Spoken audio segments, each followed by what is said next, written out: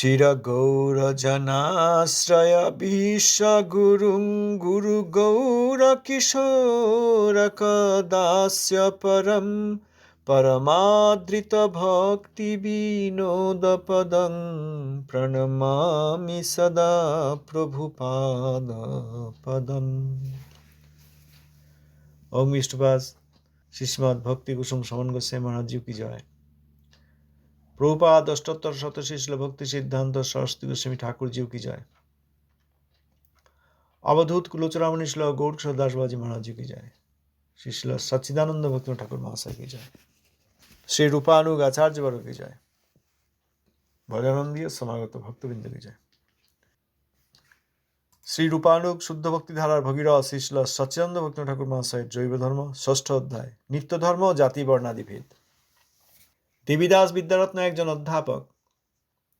তাহার মনে বহুদিন হইতে এই বিশ্বাসটি চলিয়া আসিতেছে যে ব্রাহ্মণ বর্ণই সর্বশ্রেষ্ঠ। ব্রাহ্মণ ব্যতীত আর কেউ পরমার্থী হইতে পারেন না। ব্রাহ্মণ জন্ম না পাইলে জীবের মুক্তি হয় না। জন্ম হইতেই ব্রাহ্মণের ব্রহ্মত্ব জন্মে। তিনি সে দিবস কাজী বংশধরের সহিত বৈষ্ণবদের কথোপকথন শুনিয়া মনে মনে অতিশয় বিরক্ত হইয়াছেন। কাজী সাহেব যে সকল তত্ত্বকথা বলিয়াছিলেন তাহার মধ্যে তিনি প্রবেশ করিতে পারেন নাই। মনে মনে করিলেন, যবন জাতি কি এক অদ্ভুত ব্যাপার। কথাগুলি যাহা বলে তাহার কোনো অর্থ পাওয়া যায় না। ভালো, বাবা তো ফার্সি ও আরবি পড়িয়াছেন, তিনি অনেকদিন হইতে ধর্মচর্চাও করিতেছেন। তিনি যবনটাকে কেন এতদূর আদর করেন? যাহাকে স্পর্শ করিলে স্নান করিতে হয়, তাহাকে কি বুঝিয়া শ্রী বৈষ্ণব দাস বাবাজি ও শ্রী পরমহংস বাবাজি মণ্ডপে বসাইয়া এত আদর করিলেন? সেই রাত্রেই বলিয়াছিলেন, শম্ভু, আমি এ বিষয়ে তর্কানল উঠাইয়া পাষণ্ড মত দগ্ধ করিব। যে নবদ্বীপে সার্বভৌম ও শিরোমণি ন্যায়শাস্ত্র বিচার করিয়াছেন এবং রঘুনাথ স্মৃতিশাস্ত্র মন্থনপূর্বক অষ্টাবিংশতি তত্ত্ব প্রকাশ করিয়াছেন, সেই নবদ্বীপে আর্য ও যবনের মধ্যে এরূপ ব্যবহার? নবদ্বীপের অধ্যাপকগণ বোধ হয় এসব কথা অবগত নহেন। দুই একদিনের মধ্যেই বিদ্যারত্ন কার্যে প্রবৃত্ত হইলেন। তৃতীয় প্রহর বেলা। মেঘের দৌরাত্মে সে দিবস অদিতিনন্দন একবারও পৃথিবীর প্রতি দৃষ্টিপাত করিতে পারেন নাই। প্রাতের টিপটিপ বৃষ্টি হইয়াছে। দেবী ও শম্ভু উপযুক্ত সময় পাইয়া দ্বাদশ দণ্ডের মধ্যেই খেচরান্ন ভোজন করিয়াছিলেন। বৈষ্ণবদিগের মাধুকরী পাইতে বিলম্ব হইয়াছে। তথাপি তৃতীয় প্রহরের সময় প্রায় সকলেই প্রসাদ সেবা করিয়া মাধবী মালতী মণ্ডপের এক পার্শ্বে একটি প্রশস্ত কুটিরে নামের মালা লইয়া বসিলেন। পরমহংস বাবাজি, বৈষ্ণব দাস, শ্রী নৃসিংহপল্লী হইতে সমাগত পণ্ডিত অনন্ত দাস, লাহিড়ী মহাশয় ও কুলিয়াবাসী যাদব দাস এই কয়জন বসিয়া নামানন্দে তুলসীমালা জপ করিতেছেন। এমন সময় বিদ্যারত্ন মহাশয়, শ্রী সমুদ্রগড় নিবাসী চতুর্ভুজ পদরত্ন ও কাশীবাস নিবাসী চিন্তামণি ন্যায়রত্ন ও পূর্বস্থলী নিবাসী কালিদাস বাচস্পতি এবং বিখ্যাত নামা কৃষ্ণচূড়ামণি তথায় উপস্থিত হইলেন। বৈষ্ণবগণ মহাসমাদরে ব্রাহ্মণ পণ্ডিতদিওকে তথায় আসন দিয়া বসাইলেন। পরমহংস বাবাজি কহিলেন, মেঘাচ্ছন্ন দিবসকে অনেকে দুর্দিন বলেন, কিন্তু অদ্য আমাদের পক্ষে সুদিন হইয়াছে, কেননা ধামবাসী ব্রাহ্মণ পণ্ডিতগণ কৃপা করিয়া আমাদের কুটিরে পদধূলি দিলেন। বৈষ্ণবগণ স্বভাবত তৃণাদপি নীচ বলিয়া আপনাদিওকে জানেন, অতএব বিপ্র চরণেভ্যো নমঃ বলিয়া প্রণাম করিলেন।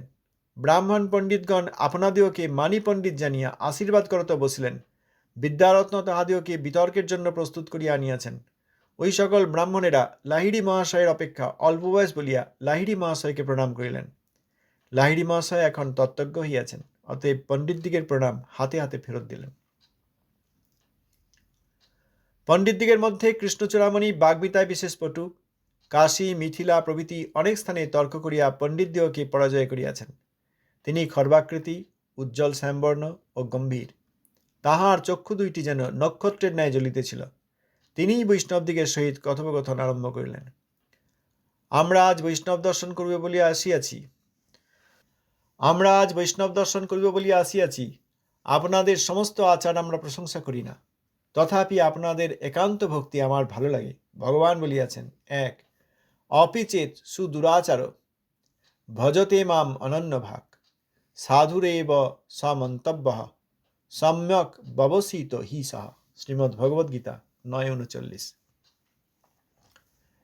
এই ভগবদ্গীতার বচন আমাদের প্রমাণ। অর্থ দিয়েছেন এখানে, হে অর্জুন, যিনি অনন্যস্বর হইয়া আমার ভজন করেন, বহির্দৃষ্টিতে যদি তাহার কোনো দুরাচারও লক্ষিত হয়, তথাপি তাহাকে সাধু বলিয়াই মানিবে, তাহার তাদৃশ ব্যবস্থা অসম্যক নহে। এই ভগবদ্গীতার বচন আমাদের প্রমাণ। ইহার উপর নির্ভর করিয়া আজ আমরা সাধু দর্শন করিতে আসিয়াছি। কিন্তু আমাদের একটি অভিসন্ধি আছে, তাহা এই, আপনারা যে ভক্তি ছলে যবন সঙ্গ করেন, তদ্বিষয়ে কিছু বিচার করিব। আপনাদের মধ্যে যিনি বিশেষ বিচারপটু, তিনিই অগ্রসর হন। চূড়ামণির এই কথা শুনিয়া বৈষ্ণবগণ দুঃখিত হইলেন। পরমহংস বাবাজী মহাশয় বলিলেন, আমরা মূর্খ, বিচারের কি জানি? আমাদের মহাজনগণ যাহা আচরণ করিয়াছেন, আমরা সেই আচরণ করিয়া থাকি। আপনারা যে শাস্ত্রোপদেশ দিবেন, তাহা মৌনভাবে শ্রবণ করিব। চূড়ামণি কহিলেন, এরূপ কথা কিরূপে চলিতে পারে?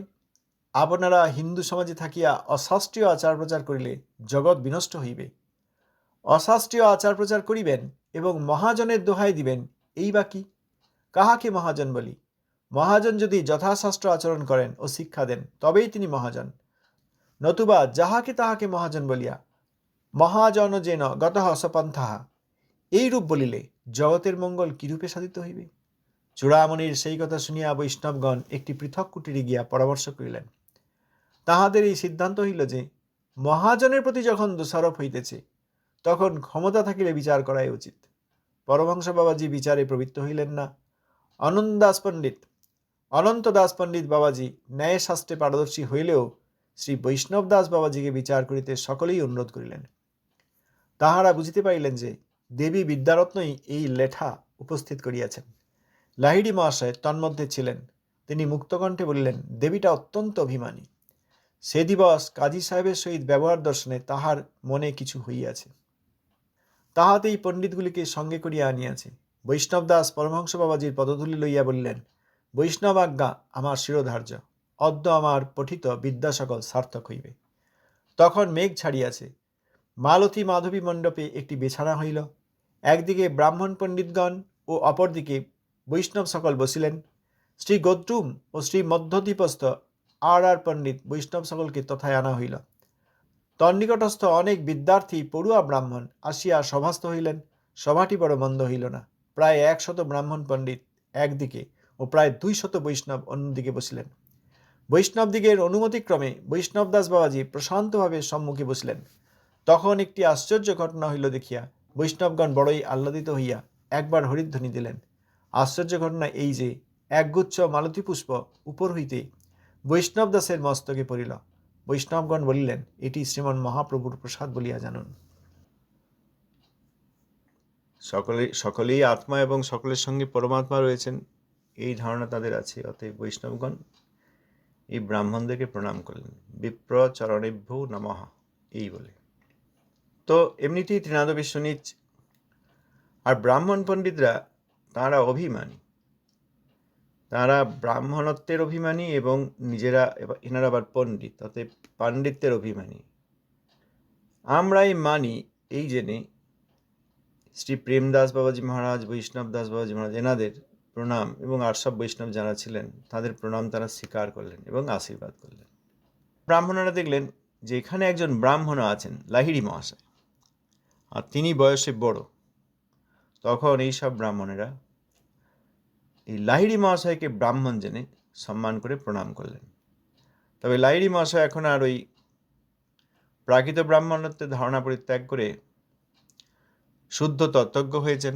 অতএব তিনি ওই প্রণামটি রাখলেন না, তিনিও প্রণাম করে হাতে হাতে ফেরত দিলেন, অর্থাৎ তিনিও প্রতি প্রণাম করলেন। পণ্ডিত দিগের মধ্যে কৃষ্ণচূড়ামণি, তাঁর এখানে বর্ণনা রয়েছে। খর্বাকৃতি, উজ্জ্বল শ্যামবর্ণ, গম্ভীর ব্যক্তি, চোখ দুটি যেন নক্ষত্রের মতো জ্বলছিল, অর্থাৎ তিনি নিশ্চয়ই বিরক্ত ছিলেন। দেবীদাস তো খবর দিয়ে নিয়ে এসছেন, অতএব তিনি নিশ্চয়ই ক্রুদ্ধ বা বিরক্ত ছিলেন। এই জন্য বলছে তাহার চক্ষু দুটি যেন নক্ষত্রের ন্যায় জ্বলিতেছিল। তিনি কাশী, মিথিলা প্রভৃতি বিভিন্ন স্থানে গিয়েছেন এবং অনেককে তর্কে পরাজিত করেছেন। কৃষ্ণচূড়ামণি তিনিই কথাবার্তা শুরু করলেন।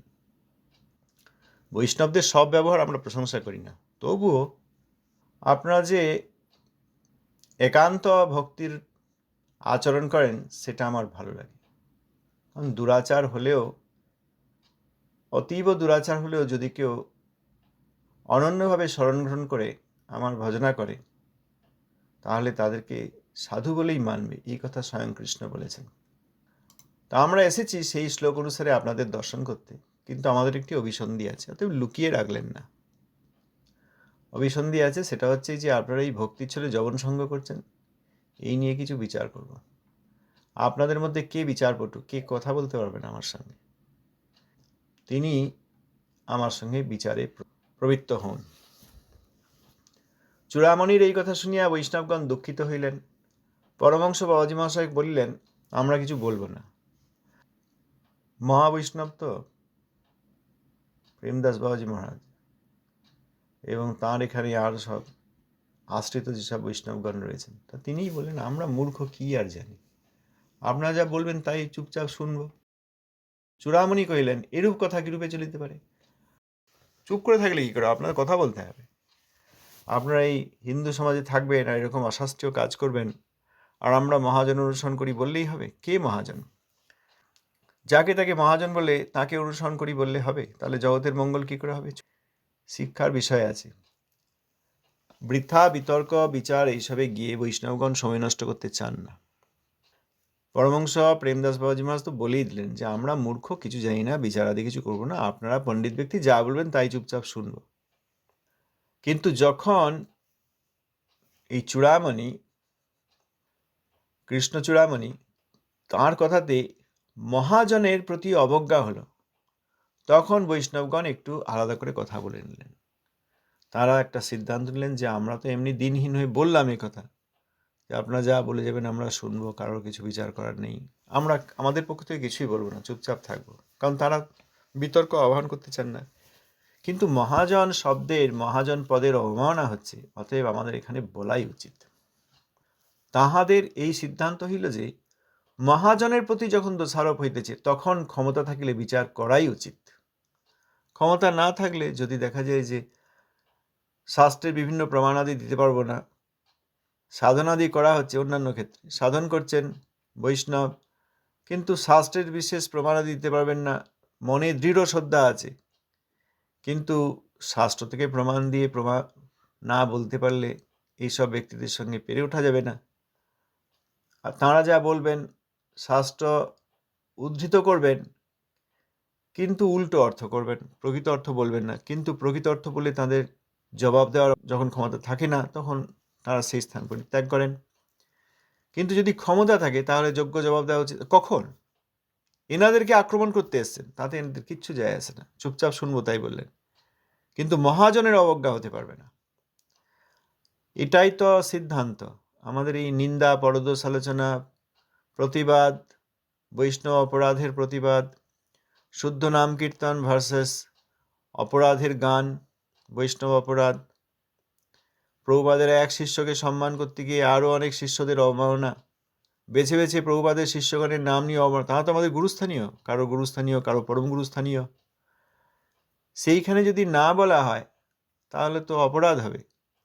সেইখানটুকু ছাড়া আর কোথাও বলা হয় না, এটা আমরা প্রায়ই আলোচনা করি। আমাদের এই আলোচনাতেও যখন তাঁরা প্রভুপাদ এবং প্রভুপাদের অন্যান্য শিষ্যবর্গকে অবমাননা করেন, তখন তাদের বিচার দেখে তাদেরকেই বলি যে আপনারা কৃষ্ণভক্তির কোনো অবাকখ করেননি, কৃষ্ণভক্তিই নয় এটি, আপনার প্রচারই নয়। যখন বলে যে প্রভুপাদের অন্য শিষ্যগণ প্রচার করেননি, তখন গায়ে লাগে। এই যে বলছেন মহাজনের প্রতি দোষারোপ হচ্ছে, তার দোষারোপ হয়তো এই মহারাজ গেলেন, ও প্রচার করতে পারেননি, ও উনি গেলেন, উনি তো বললেন আমি থাকলে তো আমি অন্য ধর্মে কনভার্টেড হয়ে যাব, প্রচার কি করব? এগুলো সব মিথ্যা কথা। এইগুলি শুনলে যদি জবাব না দেওয়া হয় তাহলে আমরা অপরাধের ভাগী হয়ে যাব। এখানে তো সেই বিচার ঠাকুরমশাই দিয়েছেন, মহাজনের প্রতি যখন দোষারোপ হইতেছে তখন ক্ষমতা থাকলে বিচার করাই উচিত। তখন আমরা বলি আপনাদের কি প্রচার করছেন? কৃষ্ণ জন্মাষ্টমীতে যদি পিজা আর ওই সিঙ্গারা তৈরি করে ভেজে দেন, অনেক লোক আসবে কিনবে, আপনারা ভিডিও করে ফটো করে দেখিয়ে দেবেন, দেখুন কীরকম, কত লোক আমাদের সেন্টারে এসেছে, বিরাট প্রচার হচ্ছে, তারা বসে হরিনামও করে গিয়েছে। এটা প্রচারই নয়, এটা তো বলতেই হবে, কারণ তারা যে প্রকৃত প্রচারকদের অবমাননা করেছেন। সুতরাং এটি একটি শিক্ষা, এটি দরকার, আমরা ভুল কোথাও কিছু করিনি।